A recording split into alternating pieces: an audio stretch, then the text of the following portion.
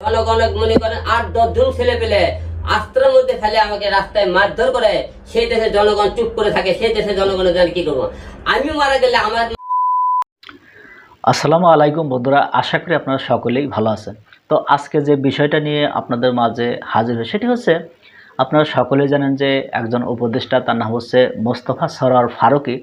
তো তাকে নিয়োগ দেওয়ার পর থেকেই অনেকটা আলোচনা সমালোচনা হচ্ছে যে ফারুকের মতো একজন আওয়ামী লীগের দোসর তিনি কেন উপদেষ্টা হবেন।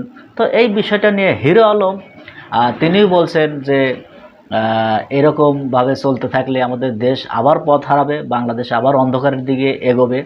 তো হিরো আলম তিনি এই উপদেষ্টা সম্পর্কে বা রাজনীতি সম্পর্কে কিছু কথা বলেছে। তো চলুন আমরা তার মুখ থেকে সে কথাগুলো একটু শুনি। জনগণ মনে করেন ৮-১০ জন ছেলে পেলে আস্ত্রের মধ্যে ফেলে আমাকে রাস্তায় মারধর করে, সেই দেশে জনগণ চুপ করে থাকে, সেই দেশে জনগণের জানি কি করবো।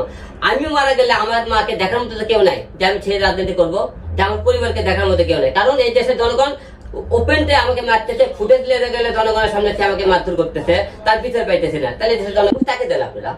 কিন্তু আপনার হঠাৎ করে আপনার ৫-৬ জন আপনার যে কোনো সিদ্ধান্ত নিতে পারেন না, বাংলাদেশে ভালো করতে পারবেন না আপনারা। এটা একতরফা হয়ে গেছে এখন। কারণ শিখে গেছে, মানে কি একজন মারলে তাকে কিভাবে মারতে হবে সেটা তারা এটা এখন শিখছে। কিভাবে আপনি ব্যাংক খেলে ব্যাংক ভরতে হবে সেটা জনগণ শিখে গেছে। নির্বাচন কি হারে মনে করেন ভোটের মাঠ দখল করা লাগে সেটাও শিখে গেছে।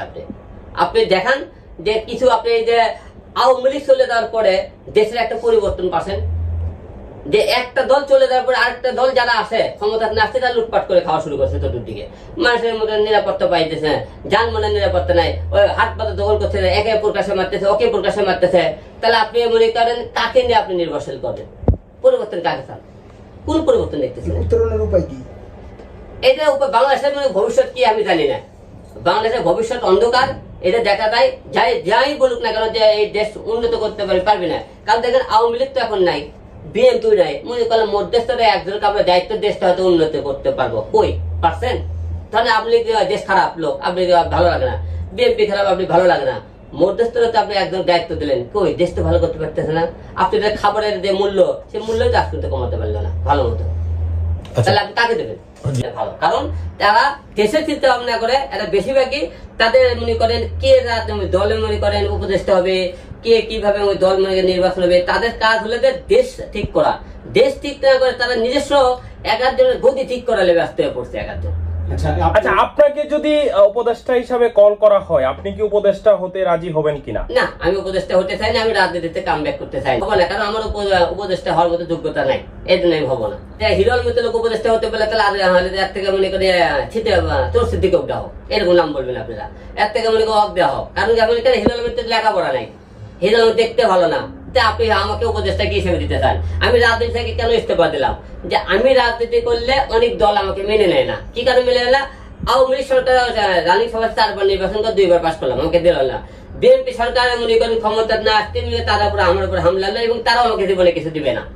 তাহলে আমি রাজনীতি জন্য কি করবো? দেশের জনগণের কি হবে? যে দেশের জনগণের জন্য আমি নিজের জীবনে উৎসর্গ করলাম, জনগণ মনে করেন ৮-১০ জন ছেলে পেলে আস্ত্রের মধ্যে ফেলে আমাকে রাস্তায় মারধর করে, সেই দেশে জনগণ চুপ করে থাকে, সেই দেশে জনগণের জানি কি করবো। আমি মারা গেলে আমার মাকে দেখার মতো তো কেউ নাই যে আমি ছেড়ে রাজনীতি করবো, যে আমার পরিবারকে দেখার মতো কেউ নাই। কারণ এই দেশের জনগণ ওপেনতে আমাকে মারতেছে, ফুটেজ লেগে গেলে জনগণের সামনে সে আমাকে মারধর করতেছে। তার তো বন্ধুরা, আমরা স্ক্রিনে সে কথাগুলো শুনলাম হিরো আলমের। তো হিরো আলম বলছে যে তিনি রাজনীতিতে আর যোগ দেবেন না, কারণ হচ্ছে বিএনপিও তাকে মারে, আওয়ামী লীগও তাকে মারে, মানে কোনো দলেই তাকে জায়গা দেয় না। তো এই ধরনের কিছু কথা তিনি বলেছে। তো আমার মনে হয় যে হিরো আলমও দাবি করতে পারে তাকেও কেন উপদেষ্টা বানানো হচ্ছে না, তো তিনি সেটা করেন নাই। তো দেখা যাক সামনে করে কি না, সেটাও একটা ভাবার বিষয়। তো আমার মনে হয় যে হিরো আলম দাবি করতেই পারে, কারণ যেখানে আওয়ামী লীগের দোসর তারা উপদেষ্টা হচ্ছে, তো সেখান থেকে হিরো আলম কিন্তু অনেকটাই ভালো। তো দেখা যাক এই বিষয়টা নিয়ে অন্য অন্য লোকজন কি বলে, বা হিরো আলম সেটা দাবি করে কিনা, সেটা সময়ের ব্যাপার। তো বিষয়টা নিয়ে আপনাদের যদি কোনো মতামত থাকে অবশ্যই কমেন্ট বক্সে জানিয়ে যাবেন। তো বন্ধুরা, ভালো থাকবেন, সুস্থ থাকবেন, দেখা হয় পরবর্তী কোনো ভিডিও নিয়ে। সে পর্যন্ত ভালো থাকুন, আল্লাহ হাফেজ।